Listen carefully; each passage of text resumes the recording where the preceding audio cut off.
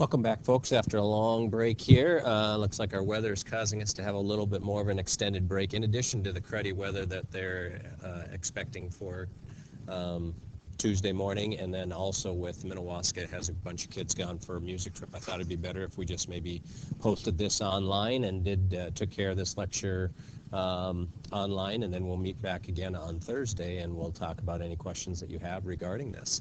So chapter 16, getting started with chapter 16. If you've watched some of the videos leading into this, obviously you can tell it's about biomes and climates and ecosystems. And your chapter 16 talks about where do you live and what climate and what biome do you live. And there's a thing in the opening chapter that talks about your bioregional address. It's just a description of the natural environment that you live in. And things that includes, in order to figure out truly what biome you live in, you have to look at, what's the major source of vegetation in there? Is it a tree? Is it a shrub? Is it a grass? Or are they low-lying grasses like mosses? The second thing is what animals live in that area. What different organisms? Are there big organisms or small organisms? Who are the predator? What are the prey that live in there? And then you also have to include things like, what fungus or decomposers or what other microbes and bacteria are also living in that area. And all those things combined kind of create what we call our bioregional address that feeds into creating what is the biome that you live in. Now, in the opening chapter, they also talked about xeriscaping, xera with an X. And xeriscaping is just a form of kind of controlling your environment by using native species that naturally would be found in your area. So around here, we have a lot of shrubby grassland lots of times that occur before we start getting a populated deciduous forest. So, and a lot of people are going to xeriscaping for their lawns. Instead of doing, a well-manicured lawn, they're going another route where they're using xeriscaping, where they're letting it go more natural. And just in the process of doing that, it's a little better for the soil. It's much easier and less expensive to take care of. And it resists the harsh conditions. A lot of our yards after this winter are going to take a beating and they're going to die out. But if we do xeriscaping and you had natural grasses, those would come back much faster and be much more stable over the long run. When we talk about xeriscaping, like say you're in a home down by Arizona, you're not going to see many people in Arizona anymore putting in green grass lawns because there's so many water restrictions. Those grasses will die out because they're not meant to be in that area. So people are starting to xeriscape their front lawns, and basically they have kind of a rocky, sandy, perennial type plants that just will be able to come back, but they're very, more like cactusy type plants in their front yards. And it may not look bright and green like we typically think of a yard, but it's actually much healthier and much more stable in that environment. So depending on where you're living, whether you're in the desert of Arizona or whether you're up here in Minnesota, in either case, we have to find the right type of organisms to plant in that area so they can survive in that climate and that biome. So when we talk about climate, just keep in mind is the average conditions over a period of many years. So it's not where weather is much different. Weather is what's currently happening. Our weather right now, currently it's raining and turning into snow and supposed to have a blizzard for Tuesday morning. And they're talking about, colder temps and how much cloud cover and how much precipitation we'll get out of that, which in our case could either be rain or snowfall tonight. So because of that, weather is more current, where climate is kind of a gradual or an average over a period of time, or the mean of an area. So when we talk about climate, it's not just a periodic thing, but it's over a long period of time. And then some general things about temperature and weather is that we tend to find that when we get near the equator, we're definitely going to have warmer temperatures, and obviously that's usually due to sun exposure. But what we're going to find is that temperature is going to change depending on what latitude and what altitude that we're at. So how far away from the equator, and then how far up in the mountains are we, how close are we to water, is going to cause a change in temperature.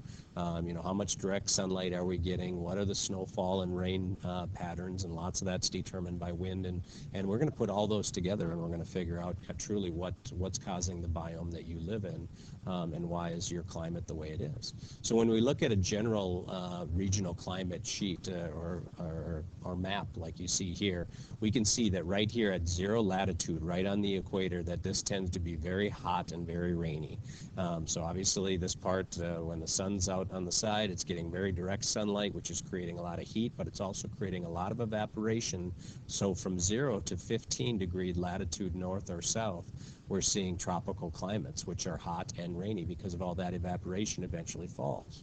Now, as we get up from 15 to 45, we get into more of a desert climate where we still have the direct heat that we have, but we have lost. We don't have as much of the rainfall because the evaporation tends to go straight up near the equator. And by the time we get out to that, 15 to 45, we've lost a lot of that moisture. So it gets to be a little bit more of a desert type climate in that 15 to 45 range, both north and south. And then as we get from farther up, we get to that 45 to approximately 60 degrees latitude north or south. We get more temperate. Temperate means that it's just you have typically 4 seasons. And these tend to be wet areas, so we're getting a little more rainfall in this area because we're past that dry desert area. So we have more evaporation occurring here, and we have kind of more of a consistency of having 4 different seasons, which is why we use the temperate word. And then as we go from 60 to 90, as we move up into the poles, that's where we tend to have cold, dry conditions. We don't get much sunlight down here, and there's not much evaporation, so it tends to be very cold and dry. And a big reason for this is a thing that is called solar irradiance.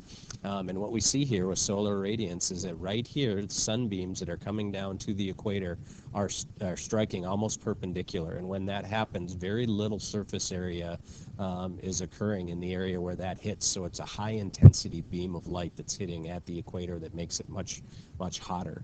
Where when we look as the sun goes towards the pole, it's more of a glancing blow of that sunlight. So we have a low solar irradiance because it covers a much bigger surface area here than you did at the equator, where it was just a small area here. So obviously this is going to, as you spread out the energy of that sunlight over a larger area, it's going to have less of an effect, and it's going to tend to be quite a bit more cooler. So we tend to see more solar irradiance at the equator and less as we work our way to the poles. But it's just talking about how much direct sunlight, how much surface area are we spreading that sunlight over. And here we're not spreading it out by much. Here we're spreading it over quite a big area. We also see that the Earth's tilt being at that 23.5 degrees also causes variation. So when we look here in June coming up this summer, we're going to find that in the northern hemisphere, we're getting more direct sunlight. So that's why we tend to be warmer in the summertime. But then when we're tilted at that angle, by the time we get back to the winter solstice, now we're going to be, the sun's going to be pointing at the southern part of the Earth's tilt, and we're farther away. And that's why we're still cold right now, even though we're supposed to be in the March equinox, where it's kind of a in-between time period. We're still feeling very winter-like as we make that rotation through. And then again in the fall, the Earth is going to start to turn so that we don't get quite as much sunlight. So we go from the hot summer to a cool fall to a cold winter, and then we start to warm up in the spring again as we get a little more direct sunlight. But that's all caused because of the angle of the Earth's tilt, in addition to the sunlight's direct hit on it. Now, when we take a little closer look here, some things that will also affect temperature and precipitation patterns. Rain and snowfall patterns are caused a lot by the sun's energy, depending on the rate of evaporation. And we tend to see that they tend to be very high at high temperatures and very low rates of evaporation at low temperatures, and that makes sense. The hotter something is, the faster the particles move and the more they evaporate. So when we have those low evaporation rates, water droplets tend to clump together and they form clouds. But then as that temperature decreases, what we'll tend to see is those cloud droplets will drop and fall, and then they can eventually freeze. So when we look at a water cycle like this one, this shows a lot of different parts of this water cycle. When we look at it, water cycles, the key terms for a water cycle, when we're going from liquid water down here into a gas in the atmosphere, obviously this process is called evaporation. This, if it's coming out of trees or out of plants, can also be called transpiration. It's the same thing, but through plants. So we see that happening, but when it's going from a liquid into a gas, that is transpiration or evaporation. Now, when we start to come up and we start to form the cloud that's up here, obviously that is condensation. Another term in the water cycle. And then eventually those clouds are going to get so condensed that we're going to have it fall as as rain, snow, sleet, or hail that we call precipitation. And it's just when those clouds have gotten so condensed that they can't hold any more water. You got to keep in mind that we will have some water flowing over these mountains that we call runoff. And then as it moves through the soil down through the ground floor, where we talk about aquifers and underground rivers and things like that, that is a term that is called percolation. And the water percolates through the soil, and as it does, it actually has a filtering process that occurs, and eventually that runoff will run back to lakes, streams, oceans, and things like that. So key terms: we have percolation through the soil, we have precipitation from a cloud, we have condensation that forms the cloud, we have transpiration and evaporation that are changing it from a liquid to a gas. But this is the water cycle that works its way around and continues, all depending on how much sunlight we have. The evaporation transpiration rates are obviously much faster or higher in the summertime when we're hot, and we tend to see more precipitation when we tend to see those clouds condensing at a faster rate, depending on that rate of evaporation and transpiration. Now, some things that we're seeing here when we look at the latitudes, some as far as wind patterns, what you're going to find, you want to study this map quite a bit or take a look at this, but as we have sunlight that's coming down and hitting the earth directly here, it creates a lot of evaporation. So we get a lot of evaporation that's going up and is forming clouds and condensing. And then those clouds, as they condense, they push away because this is hot air. As it cools down, it starts to push to the sides and then drops down. And what that will create is that in the northern hemisphere, north of the equator, it creates this northeast wind as it turns back, and it creates this little vortex that comes back. As these winds, that air rises up and cools and drops south of the equator, it creates a southeasterly wind that turns back and creates that vortex, always working back towards the equator. So this is why we're seeing some southeasterly and northeasterly winds whenever we're near the equator. Now, as we get up above 30 degrees north or 30 degrees south latitude, what you're going to see is prevailing westerly winds. And typically the reason for that is because of the spin of the earth. It creates a little vortex because of centrifugal force of the spinning towards the pole. So we always see a westerly type wind that's creating as that that dry air descends and it starts to move because of the spinning action. It pulls it towards the end here, and it pulls it towards the end of the earth or the poles here, and that's why we get westerly winds here. So northeasterly above the equator, southeasterly below it, and then as we go from 30 degrees south or 30 degrees north, we get prevailing westerly winds because of the move towards the poles. Depending on where you're at, you have a lot more solar irradiance. So what we tend to see here is here's the best example is like Chicago. Between the equinoxes, we might have a change of length of day of only about 6 hours total difference from the time the sun up and sundown or sunset and sunrise occur, where because up in Fairbanks you're way up there and you have a lot less solar irradiance, that time period might be 18 hours difference between winter and summer. So we have those long days and long nights in Alaska, where around here in Minnesota the biggest difference is maybe 5 to 6 hours difference only, and it's just depending on how much solar irradiance there is and how much surface area that sunlight is trying to cover in as those beams from the sun come down. Some other factors that are going to affect temperature are going to be altitude. What we tend to see is that as we have a mountain area and we have winds that come in, we tend to see a lot of moisture on what we call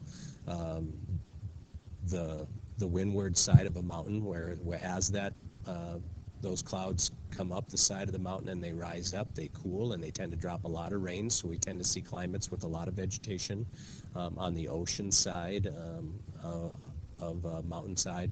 And then as it crosses over and it gets real cold on this side now, they've dropped all that precipitation. So usually what we're going to see is on that east side of mountain ranges, we're going to see a desert-like condition where it's very, very dry. And that's all coming from these winds that are moving and pushing this stuff across from the ocean. We're picking up lots of moisture. We want to dump it before it, as it's rising up. And then by the time we cross over, those winds continue down these mountainside, but it's a very dry wind. And that will change the vegetation vegetation. So we tend to see, like on the west side of the Rocky Mountains, there's a lot of vegetation, where on the east side of the Rocky Mountains it gets very dry and barren and kind of desert-like. And you'll see that kind of anytime you see a mountain range that's right up next to a water area. We also see that the effects of water, keep in mind, hangs on to temperature for a very long period of time, so it heats up very slowly in the summertime. It also cools off very slowly in the wintertime, so that changes what the temperatures will be as you get these breezes. The cold water actually acts as a cooling device next to those land areas. So in the summertime, if you're next to a big lake, it's going to be cooler than if you were standing out in a parking lot, and that makes sense. Same way in the wintertime, that ocean is hanging on to a lot of that warmth. So at the coast, like you think of Seattle, that's way up north, that doesn't get as cold as here, because we get these warm breezes off the ocean that maintains a lot of that heat, and we don't see a temperature change as quickly next to big, large bodies of water because of the effect that water has on it. I'll show you that video later on, and then that gets us to the terrestrial biomes, which is really kind of what we'll talk about on Thursday. So I just wanted to hit on a few of those quick areas of discussion, and then if you have any questions, bring those along with you on Thursday. All right, other than that, I hope you have a great day, and hopefully we don't get too much snow over the next few days.